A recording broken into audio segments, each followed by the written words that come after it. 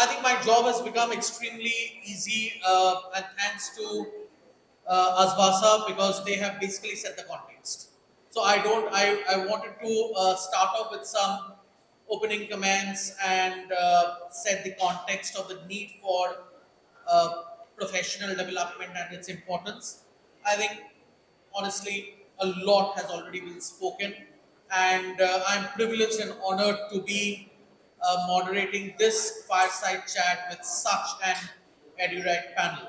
So we definitely are in very, very interesting times in India. COVID, no COVID, it's interesting times, especially when the country gets the education policy after a wait of 34 years.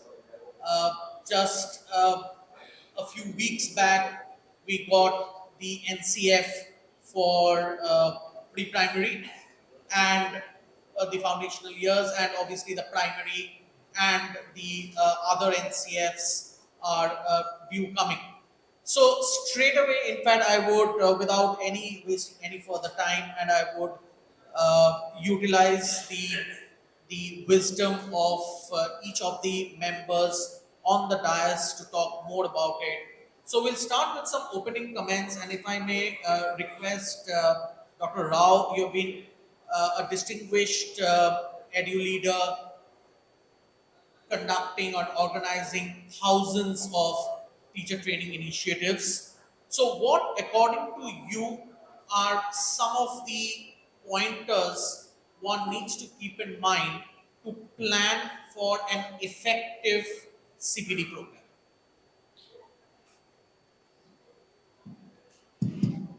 Thank you, Mr. Ghosh. Good morning, everyone. Thank you, all the panelists. What I have seen over the years with regard to CPD, if it is arranged by a leader of a school, it's one more CPD program.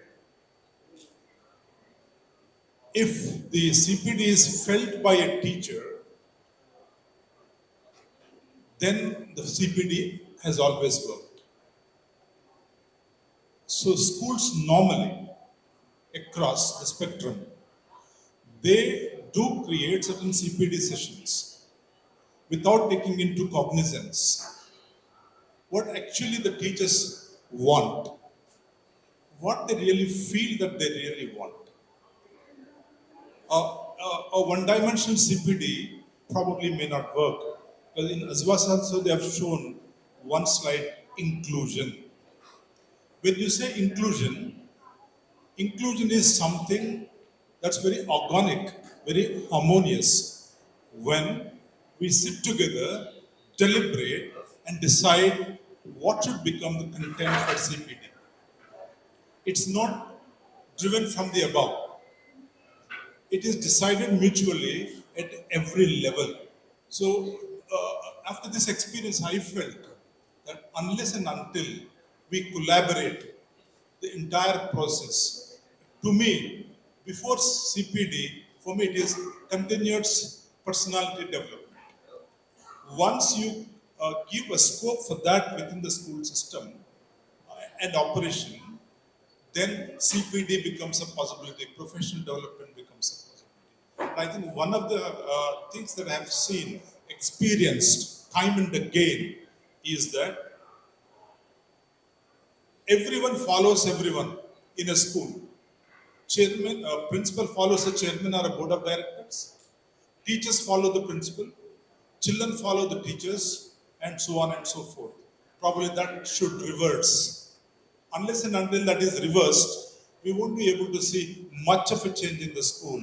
It should be inclusion, honest, complete, comprehensive inclusion, where every voice matters. And the teacher should choose that I want to be skilled in this particular dimensionality. That is the most important thing. Thank you very much. A few really important points. You did mention that yes, that's a problem throughout the system in majority of our schools. That CPD is something which is top down. So it's been driven by the management, there is not enough ownership on the part of the teacher. Inclusion is a very, very important point which Dr. Rao you have mentioned. So my question to, I'll just jump to you and I'll ask Dr. Paramjyoti that you also run quite a few educational institutes. So how do you figure this out or cater to this particular challenge and maybe inbuild some amount of action plan or accountability on the part of the teachers so that the entire CPD program or the exercise and the resources which are involved for a successful CPD doesn't go to waste. So there is a bit of reflection and accountability on the part of the teachers, and it actually starts showing that impact or change in the classrooms. Thank you, Mr. Ghosh, for choosing me for this very crucial question. Good morning, educated, educating, and ready to be educated, ladies and gentlemen. Can I please have your attention? You are here, and we are here traveling hundreds of kilometers to share our experiences so that we take back something into our classrooms and make good use of what we take from here for the betterment of children. The entire process of education is directed only on one thing. The child should be made competent, confident, and ready to be a contributing citizen of this nation and a very coordinating individual in this world. Unless the professional development is taken care, the teachers will become outdated. Unless you are updated with the child who is coming into your classroom day by day, year by year, a teacher will be outdated. An outdated teacher is a misfit in the classroom. Very unfortunately, we are given to understand that personal development and professional development are two different entities which don't connect to each other. But I disagree with that. Unless you have a good personality, you cannot be a good professional in the classroom or in the school. Thank you so much. So, need analysis, giving the power of choosing the professional development, what matters to the teacher the most, not a top down approach, which would not only increase the accountability but will also bring in the desired impact. Very, very well points made, sir. Dr. Bali, I'll come to you next and I'll take reference of the National Professional Standards for Teachers, which got published last year as a draft document published by NCTE, National Council of Teacher Education. Now, in that document, there are some challenges which are being listed. Of them, for the teachers, of them are four which I can recall: low salary, no growth, no upskill, and high stress. So, what are your comments on this? And in your institution, what steps are you taking to mitigate these or to overcome these challenges? Arjith, thank you for espousing the cause of the teachers. First, I must say, and I'm sure in the audience also, most of us who are educators will appreciate these questions. As an institution and as an educator myself, today I would not say that the educators or teachers or facilitators are poorly paid. I disagree a little with that. Particularly so in the context of the kind of school that I head, teachers are definitely very well paid. Teachers are no longer poorly paid. I don't subscribe to that anymore. Most good schools, and for that matter, most state-run schools or government schools also, I think, are taking good care of teachers. Now, that's, I think, is now a fantasy, right? However, in retrospect, if we think of how teachers were treated as poorly paid creed, they're not that anymore. I think that's a mindset we now need to weed out. We need to weed out. And I'm sure a lot of you will agree. The next is the fact that we are sitting here and deliberating upon the significance of constant professional development for teachers is itself a clear pointer to the fact that we feel the need for that, right? That there is a deeply ingrained need for constant professional development of teachers. And I really think every management worth its while realizes that in order to run a good school, see, good infrastructure, fancy classrooms do not make a school. The soul of the school are teachers. Let me tell you that. I wouldn't even say the principal. Of course, the principal is the leader who provides a vision. Nevertheless, at the grassroots level, in the trenches, so to say, in the trenches, it is the teachers who work. So there is need for constant professional development. So let's go to no growth. Let me tell you also as an educator, the teacher attrition rate, if I talk about the international schools, for the matter even the national curriculum schools, we may shut our eyes to it or we may pretend that teacher attrition rate is not very high. It may vary from one school to another. Teacher attrition rate is definitely very high. So, high time we looked after the well-being of our teachers. I think a lot of managements do not place a very high premium on the well-being, the emotional, psychological well-being of the teachers. So, majority of the schools, at least mine, we have 3 or 4 counselors, and we of course have peer mentors who help one another when a teacher is in distress. The idea is to try and help the teachers as much as possible, particularly under the COVID conditions.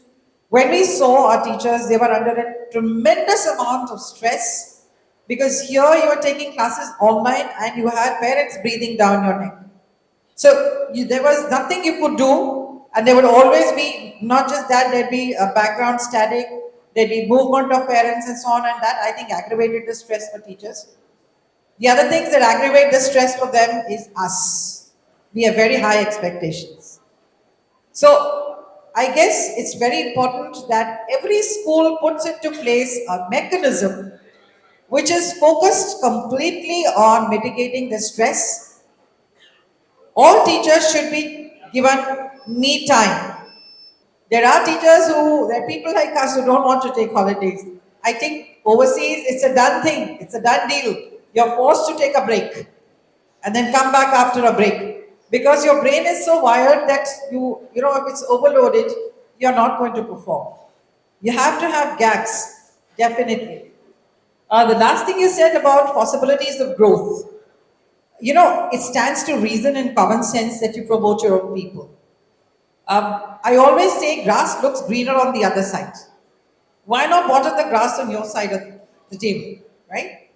So let us work with people who are with us, empower them, give them opportunities for growth rather than recruiting from outside. A lot of school owners and promoters imagine that recruiting from outside, they may recruit a much better candidate. But I've experienced, in fact, in our organization, our whole thing is we may recruit from outside, but everybody in-house is given an opportunity to apply for a particular position. And if we feel that they are worthy of that position, they definitely get it.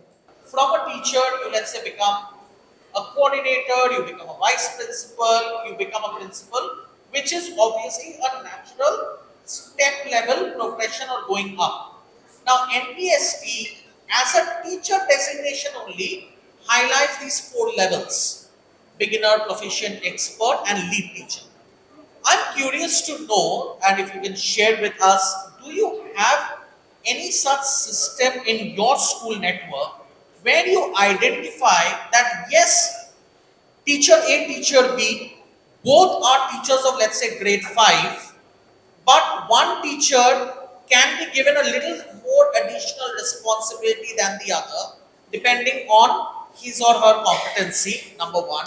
Number 2 is the teacher who is kind of below than teacher 1, the identifiable professional gaps can be supported as well so that he or she also goes up to the next level. So supporting teachers who are at the optics wise at the same level, but probably not competency-wise. Did my question make sense? It did. Yeah. Thank you for the question. Well, when we come like 4 stages of teacher development, like you said, it is very important. As a teacher, whether a teacher comes for a pre-primary section or a primary section, or even in the middle school, or teaching in high school, right? They come with, as a beginner, because they are entering the institution as fresh flowers, right?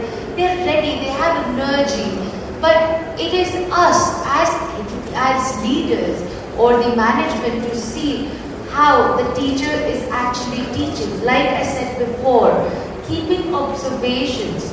We train our teachers, but we never observe them. We leave the training after a week.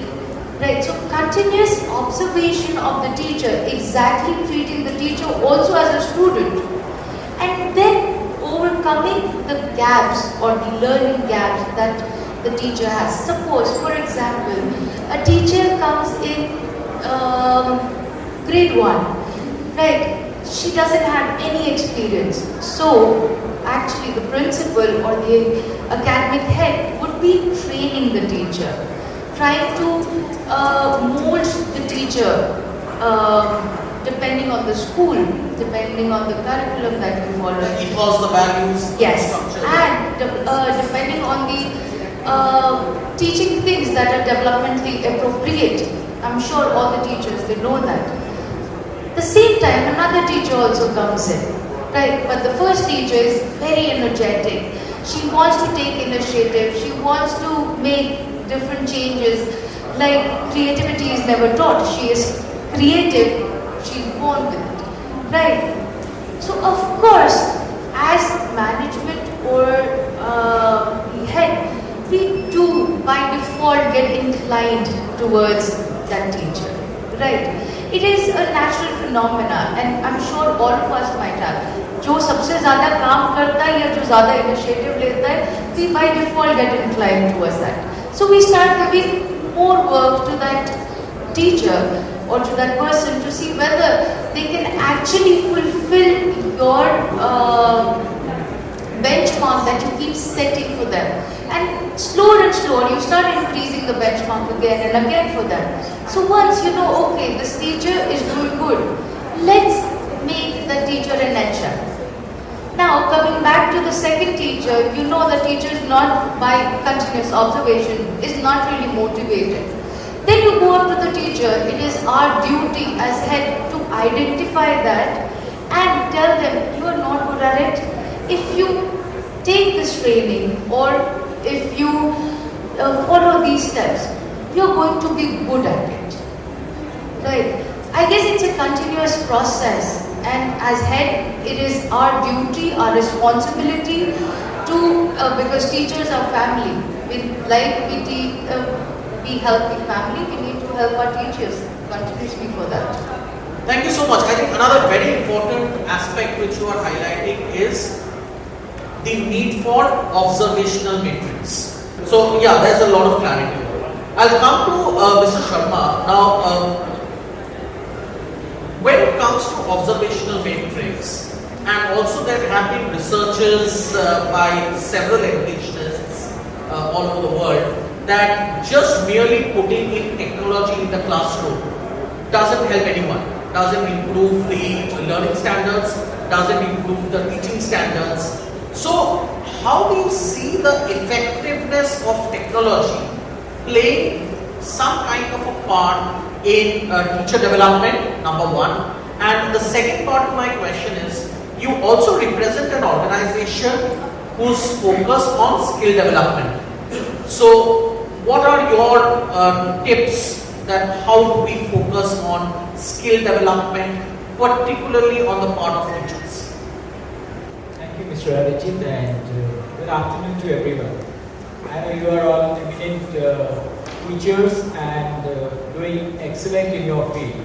But I think if I take a clue from Arjith's word, there are certain hard-hitting facts you should know. How this thing is evolving now in 21st century. Michael Dell, from Dell Computer says 75% of the current jobs will vanish out in next 10 years. So you will see that the next jobs in 10 years will evolve, will be of different times. So that's what, if similarly it has to be followed for the teachers also, and it has to be a continuous progress or continuous professional development which you need to incorporate with respect to the technology part also. I won't say technology will play a master or key role, but it will become a hybrid type of learning. And that is the way forward. Why is it so? Because if you see in the last 5 years, there are good teachers, if they can have come very well on some kind of a platform, has taken a massive leap from in terms of earning. So it's important that, teachers will always connect well, but going forward, what will happen, it will be not instructor-based learning, it will be student personalized learning. Personalized learning will come into picture because every student has its own pace, its own way of learning. So what happens, it has to be there are good people, good students in the class, there are average, what you call, and there are people, but you need to connect with all the students and bring them to come up at a certain level. So that's the way the focus is coming, and that's the way even the government is now started thinking on that direction. So for teachers, we have also built certain platforms, like if you know the Nishtha platform, which has been for the government, and we have created a very big platform where it's a continuous professional development for the teachers, not only the pedagogy part of it, but also on the how to integrate the technology into a normal classroom sessions also. So that's the way the whole thing is moving towards in the industry, and you need to transform yourself. That's what I can say that, and teacher will play an important role. That's the fact, and students connect very well with the teacher, with the field, because they connect with emotionally. But if you want to give a knowledge session, and if you give a visualized method, like when we do a project implementation in certain schools, we see that a student from grade 1 to 3, they connect when it is given in the picturized form. In terms of a video form, they remember it very well as compared to the normal traditional way of teaching. So those things will has to be blended together, and you have to have a technology will become a part of your own practices. So you need to improve yourself in that, and you need to make it a habit. I'll say that it has to come as a natural. You don't have to be a very technocrat like we have in the industry, but you should know how to use those technology tools. How to use which content to play, which content is the best to connect with the student. That's the only thing. And nowadays with mobile headset and all, people used to have adopted themselves over a period of time. So technology adaptation is not a difficult task, but it has to be a part of your teaching. It has to be integrated with your classroom sessions. That's what I can suggest to all of you.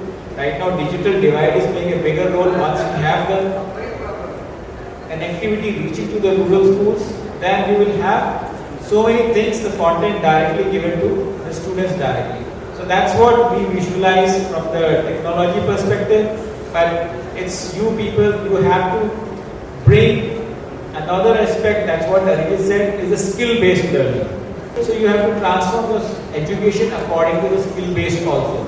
And I think the VAT system is also bringing that how you can bring the skill-based learning into the schools, and there is a complete package which is going to come from the government side slowly in terms of which skills to be adopted. CBSE is also bringing those skill-based classroom sessions also down the line, and probably as a education industry will transform, because you need to feed to the industry. That's the way it will be transforming over a period of next 10 years. So that's what I'm going to answer both the questions. Thank you, Mr. Sharma. So I'm cognizant of the time, so I'll put a close to this discussion now.